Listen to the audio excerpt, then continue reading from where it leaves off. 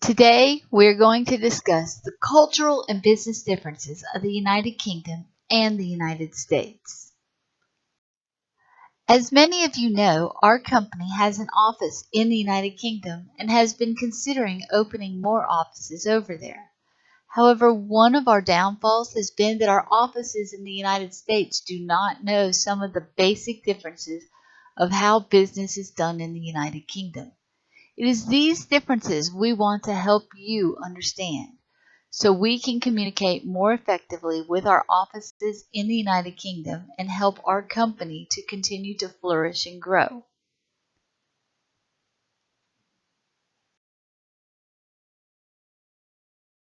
Why we would want to do business in the United Kingdom. One of the most important reasons is that the United Kingdom has one of the fastest growing economies. In addition, they have a leading role in the trade and financial sectors of Europe. Although the United States and the United Kingdom had some rough times in the early years, after 1815, the United States has had no closer ally than the United Kingdom. As seen in this chart, the United Kingdom is one of the largest markets for the United States goods exports. Not only that, but they are also one of the largest suppliers for goods imports. So I guess the real question is, why wouldn't we want to do business in the United Kingdom? Over the next several slides, we will go over some of the basic differences between us and the United Kingdom, so our company can focus on keeping communications open between the two cultures. First, we will look at contextual differences. I know many of you are not really sure what we mean by contextual differences, but contextual differences is basically a pattern of physical cues, environmental stimuli, and implicit understanding that conveys meaning between two members of the same culture. A person who is from a high-context culture does not rely on the context of nonverbal signs and environmental settings in order to convey meaning. A person in a low contextual culture tends to rely more on verbal communication and less on circumstances and cues to convey the meaning. As you can see by this table, the English are more towards the low end of the contextual cultures. However, America is even lower. Even though it is not much lower, it is still lower, which means we still have contextual differences. We need to remember that people from Great Britain rarely communicate in a direct manner.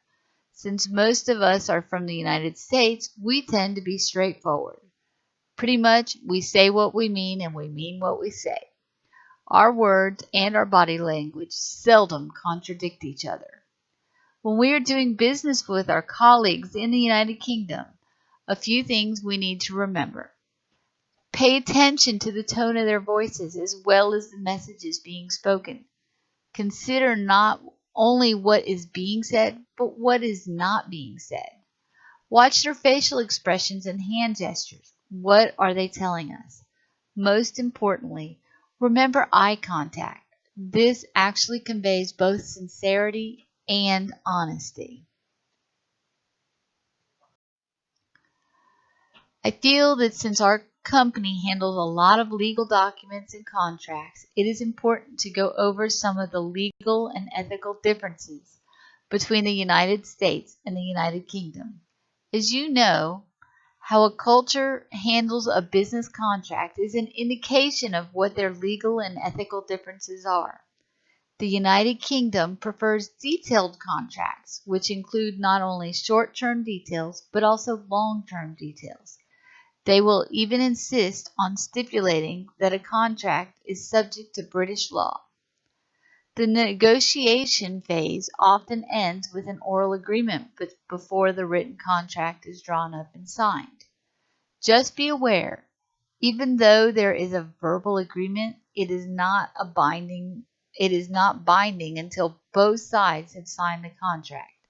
The fact that the United Kingdom prefers details is really not a problem for us because here in the United States, we like a lot of details also. We like everything to be very detailed and specific. On top of that, We like to have an attorney present to make sure we don't miss anything in having a contract written up. Just a few things to remember when you are working with your colleagues from the United Kingdom to negotiate a contract. Actively seek mutual ground. Remember to be flexible. Learn to trust your colleagues. Be honest. Show respect for any cultural differences. Acknowledge the needs of your colleagues.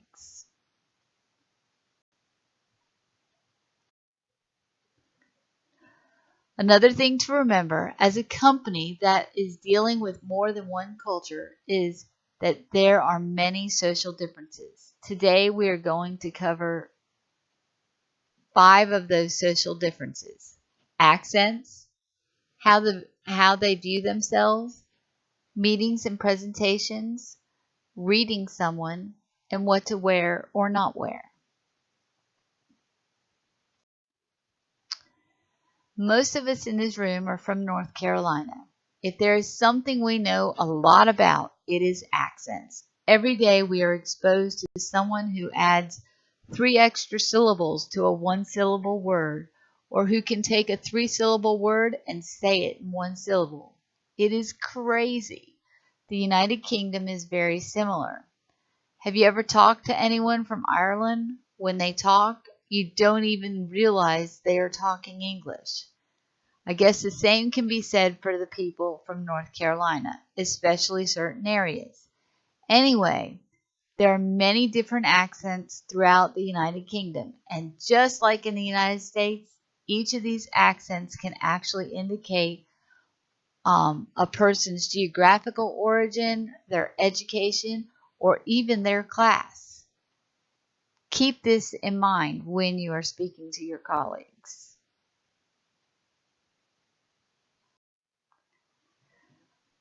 Throughout the United Kingdom, they view themselves as civilized, well-mannered, and well-educated. They tend to be understated, cool, detached, hard to read, and very class conscious.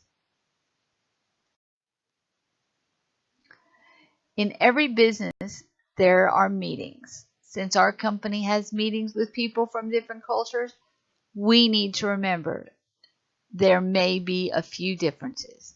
In the United Kingdom, they like facts. They are also quite formal and will tolerate some small talk, but are not as accepting of small talk as Americans are.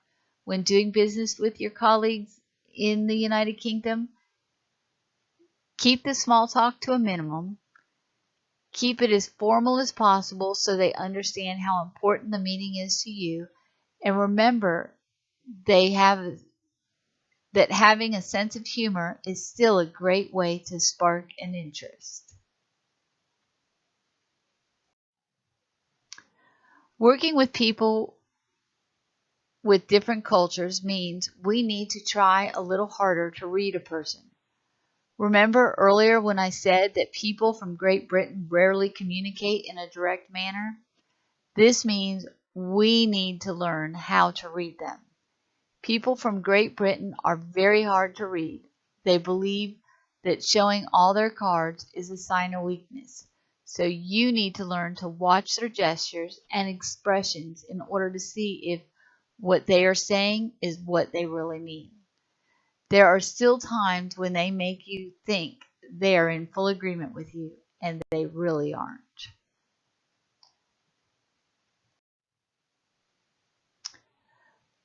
When was the last time you went to the grocery store and saw someone wearing their pajamas to the grocery store? Although I don't know how many of you have actually worn pajamas to the grocery store, there many of us have seen someone do just that. In the United States, there are many that wear sweatpants, flip-flops, wrinkled clothing, or even a baseball cap to work or just out on the town. In the United Kingdom, this type of dress is considered very disrespectful.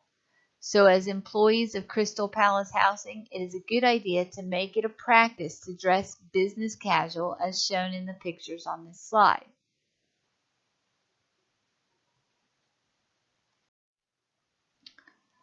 By now it is become quite apparent that the United Kingdom definitely has some nonverbal differences as compared to the United States. Nonverbal communication can be very helpful in determining the meaning of a message.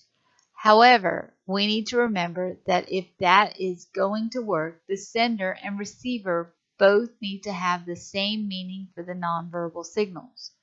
We definitely don't want to make the mistake of using a gesture that means good luck in Brazil in Colombia, where that same gesture is like giving someone the finger.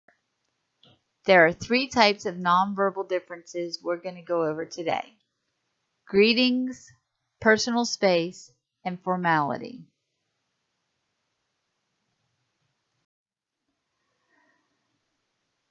In the United Kingdom, it is considered polite to shake hands with someone when first meeting them. In addition, it is also important to make direct contact with your colleague. Lucky for us, this is actually something we also do in the United States. So keep up the good work. This will help show our colleagues we respect them.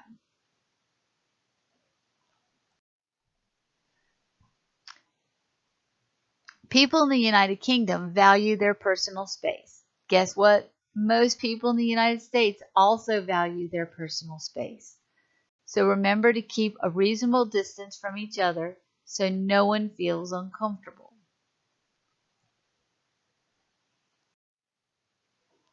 Formality is where we need to really step up our game when working with our colleagues from the United Kingdom. We know they are quite formal and find politeness very important.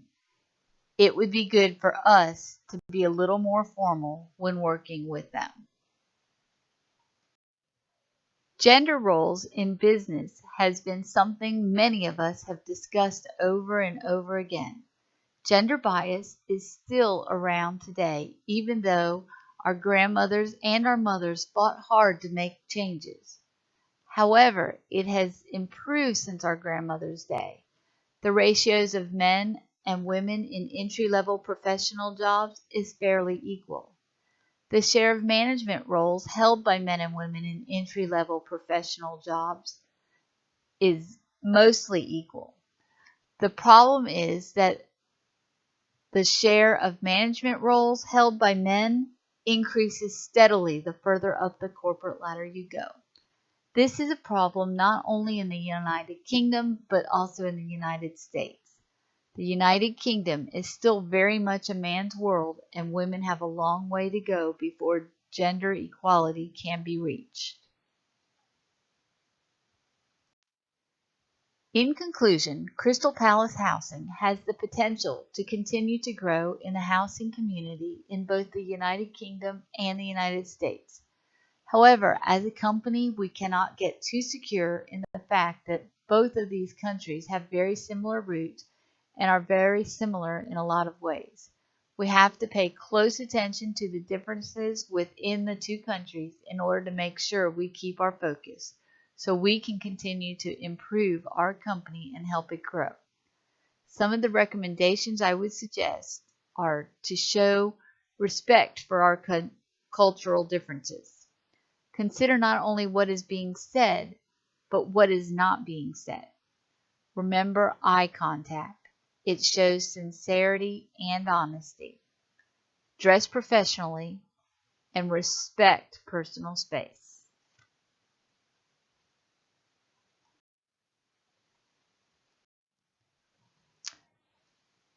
Thank you everyone for your time. If you need further information or if you have other recommendations, please email me or call me.